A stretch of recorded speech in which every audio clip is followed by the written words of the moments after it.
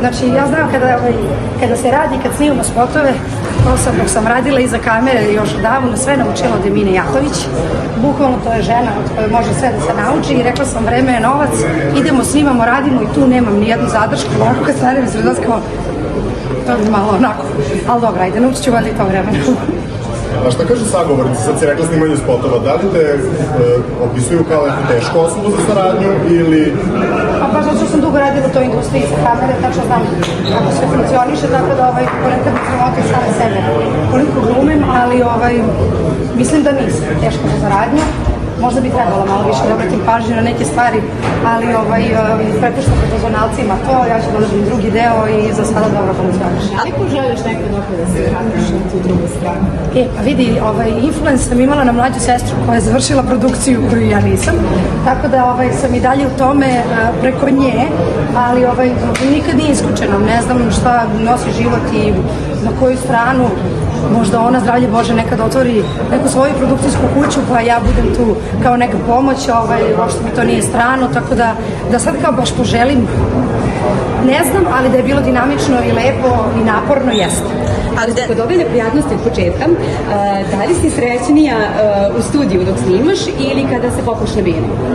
Apsolutno kada se popnem na binu, ja studio, svi moji saradnici znaju, ne podnosim, ja kad nemam ljude, ja ne umem da se ponašam, ja ne znam kako da pevam, pa mi nameštaju stolicu, ajde sedi, možda se tako bolje navikla, pa mi onda kaže, mogu da mikrofon držim u ruci, pa meni je to toliko sterilno i toliko mi je, baš onako imam poteškoće sa snimanjem u studiju i toliko puta uvek bolje zvuči pesma kada ja pevam na bini nego unutra, toliko ima više duše, ali eto, valjda i to ide vremenom i sa iskustvom, valjda ću da se nekad pronađem sa tim studijom, baš onako mi je, ne znam, kao da je sad neka knedla u grlu kad treba da uđem da snimam, ne mogu zašto.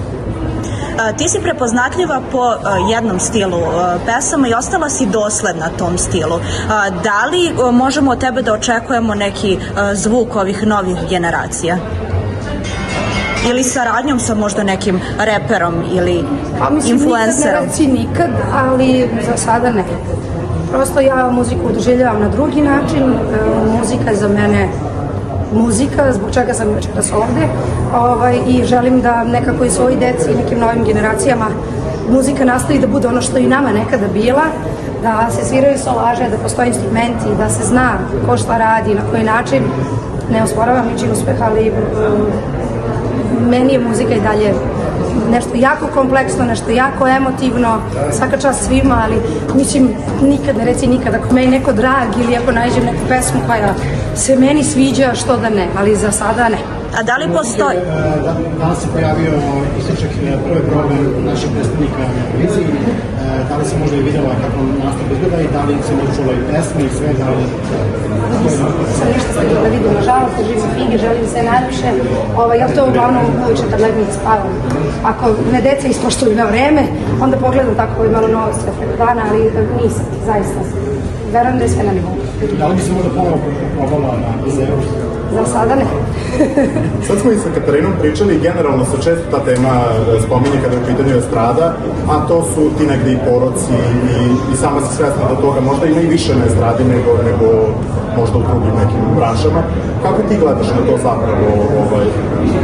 Kako to komentariš? Sad smo komentarisali Vesnu Zmijanac da ima puno komentara kako koji puši i pije na nastupima, pa se zbog toga i potegla ta tema.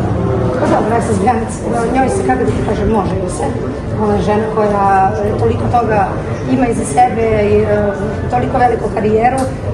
Mi mladi možemo da budemo neki drugi fazon i da gradimo neki stil, kako da ti kažem, na svakom našem koraku dajemo primer mladim ljudima. Ja sam jako svesna toga, od nekih banalnih stvari na Instagramu do svega što predstavljamo u javnosti, što se tiče bilo kakvih narkotika i svega, cela moja okolina zna koliko sam ja protiv toga od uvek bila, to je jedno veliko zlo i ono što ja znam iz nekih bliskih krugova stvari je da se sve više ljudi okrenulo u mnogo zdravom životu i tako velike su se promene desile, tako da mi je jako drago za to. Sad hoćeš da kažeš da je ipak toga bilo dosta prisutno na Jadricu, među pevačima i pevačicama? Jeste. Mislim, ali ne znam, to je kao javna tajna. Ne, samo ovako komentarišem.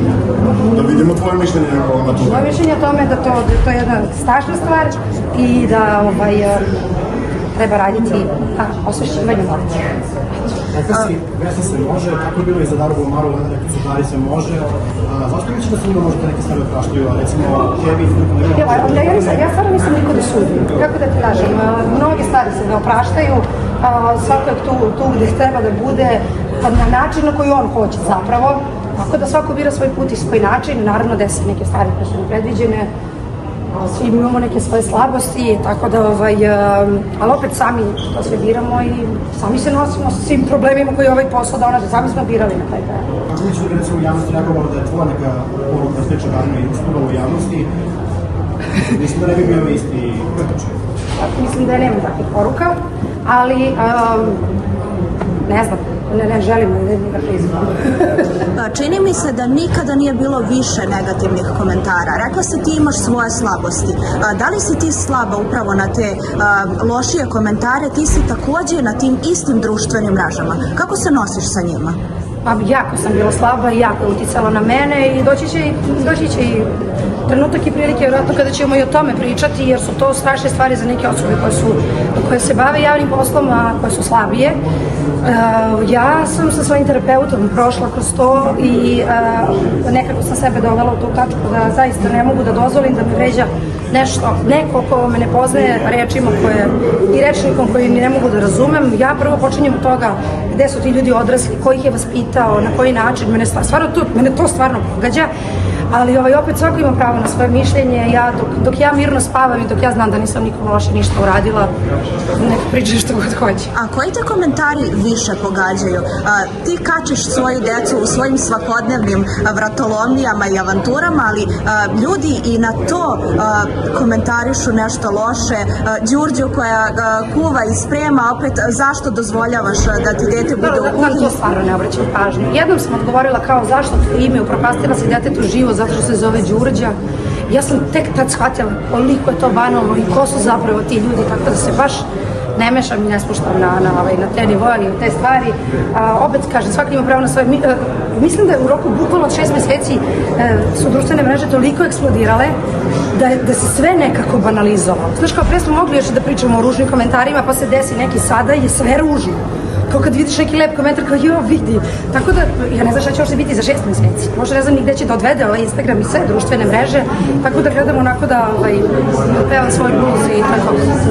Hvala ti, Marija. Hvala vam, ljudi, ajde, čas, sreća.